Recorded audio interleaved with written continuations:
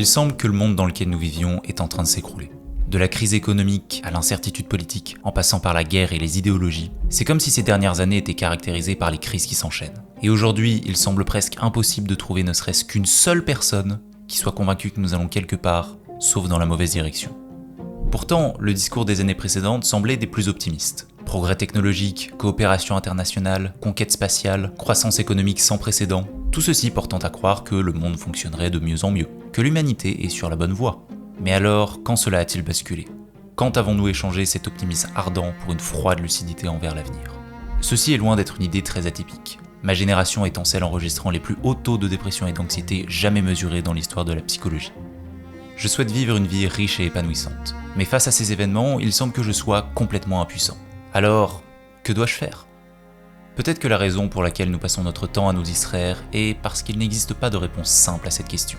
Nous essayons d'échapper à cette réalité, en espérant sans trop y croire que quelque chose pourrait nous tirer de cette impasse.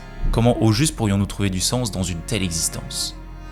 Pour ceux d'entre vous qui se sentent impuissants dans un monde qui semble de plus en plus instable, voici quelques pistes de réflexion pour cesser de subir le climat ambiant, regagner du pouvoir et retrouver du sens. Il y a quelques semaines, je suis tombé un peu par hasard sur une théorie assez troublante. Elle se nomme théorie générationnelle, et la thèse principale de celle-ci est que la vie opère de manière cyclique, plus précisément en cycle d'environ 80 ans appelé saeculum. De la même manière que les saisons changent au cours d'une année, nous autres êtres humains évoluerions également selon certaines saisons, plus précisément selon 4 saisons, appelées des tournants, chacun de ces tournants durant entre 20 et 25 ans. Et chaque saeculum se terminerait toujours de la même manière, le dernier tournant étant caractérisé par une période de crise. Et le point le plus troublant avec cette théorie générationnelle, si bien sûr celle-ci s'avère juste, est que nous serions justement au sein de ce dernier tournant. Pour être tout à fait honnête avec vous, à ce moment dans mes recherches, je me demandais si tout ceci n'était pas un peu trop simple. Est-ce réellement possible que l'évolution de nos systèmes sociétaux soit toujours liée à un même phénomène cyclique, au point de juste répéter l'histoire encore et encore ? Sommes-nous contraints à expérimenter encore et toujours une période de crise tous les 80 ans ? Eh bien, pour en avoir le cœur net, j'ai pris cette théorie et je l'ai appliquée à l'histoire de France pour voir si celle-ci pouvait coïncider. Tenez, je vous propose de faire une partie ensemble. Le premier tournant d'un saeculum est une période de grande progression et de prospérité. C'est la reconstruction. Après la Seconde Guerre mondiale, la France connaît une période de rétablissement et de modernisation, caractérisée notamment par une croissance économique très rapide ainsi qu'un fort sentiment d'unité nationale. Et ce climat très prospère va perdurer pendant à peu près 30 ans, formant ainsi les 30 glorieuses de 1945 à 1975. Le second tournant, c'est l'éveil. Cela serait une période de bouleversement et de contestation vis-à-vis du système sociétal en place. Un peu à la manière des événements de mai 1968 ? Ok, pour l'instant, la théorie semble tenir debout. En troisième, nous avons le déclin, avec une perte progressive de la confiance en ce système. Ici, nous pourrions avoir la période après les 30 glorieuses, après les années 70, ces décennies suivantes ayant connu pas mal de crises économiques. Même si pour ma part, cette partie me semble moins flagrante. Et enfin, la crise, qui pourrait commencer avec la crise économique de 2008, suivie quelques années plus tard par les nombreuses crises politiques que nous avons vécues, avec le système entier semblant complètement obsolète. Au final, une théorie reste une théorie, et utiliser ceci pour prédire l'avenir et des catastrophes tous les 80 ans me semble un peu irrationnel. Cependant, une chose que je tire de cette découverte est cette idée que la vie opère de manière cyclique. Et si je parle ici à l'échelle très vaste de la société, je trouve cette vision très pertinente lorsque celle-ci est appliquée à une échelle individuelle. Les hauts et les bas me semblent relativement inévitables. Et personnellement, accepter cette idée me permet maintenant de prendre un peu plus de recul sur la situation. Ce moment, cette période plus sombre dans laquelle je me trouve, ne serait qu'une période éphémère qui ne durera pas éternellement. Et plutôt que de tenter de fuir cette incertitude, peut-être devrais-je simplement apprendre à naviguer ces situations. Pour ceux d'entre vous qui trouvent que tout ceci est un peu abstrait, je partagerai des actions plus concrètes et des solutions potentielles dans le 3e chapitre de cette vidéo. Et pour développer ces solutions, je vous propose de compléter notre vision du problème avec la dernière pièce du puzzle. Durant la grande majorité de l'histoire de l'humanité, notre mode de vie était, semblerait-il, très localisé. Nous vivions en communauté, de petite à moyenne taille, en se déplaçant rarement en dehors d'une certaine région. Et les connaissances vis-à-vis du monde étaient donc elles aussi contraintes à de telles frontières. Mais à la fin des années 90, avec l'avènement d'Internet, la majorité de ces frontières à la connaissance vont disparaître. Et la quantité d'informations auxquelles nous allons avoir accès va grandir de manière exponentielle. Et à présent, je peux savoir ce qui se passe à l'autre bout de la planète en seulement quelques secondes. D'une certaine manière, notre petit monde local est devenu plus grand. Et ceci me semble sans aucun doute être un énorme avantage du 21e siècle. Avoir accès aux informations et aux connaissances des esprits les plus brillants de cette planète depuis chez moi me semble être un atout indéniable. Cependant, qui dit avoir accès à toutes ces informations, inclut également l'accès aux problèmes partout autour de la planète.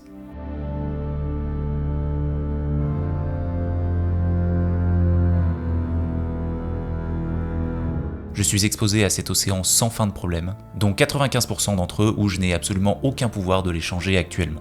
Je n'ai factuellement aucun impact face à une crise politique planétaire. Et d'un point de vue psychologique, cette exposition constante est un moyen idéal de favoriser un état de résignation acquise.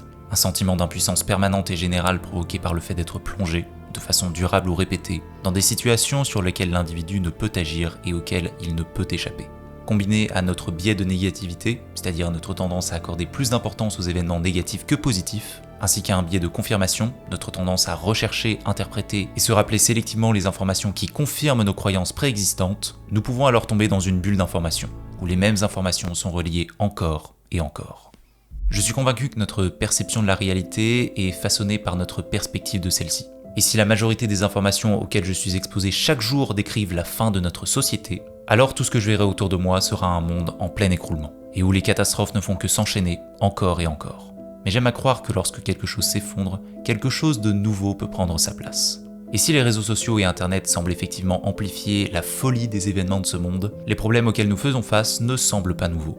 Lorsqu'il s'agit de trouver du sens et du pouvoir dans les périodes de crise, ces questions les plus fondamentales ont souvent les réponses les plus anciennes. Je vous propose donc de revenir presque 2000 ans en arrière, au 1er siècle de notre ère.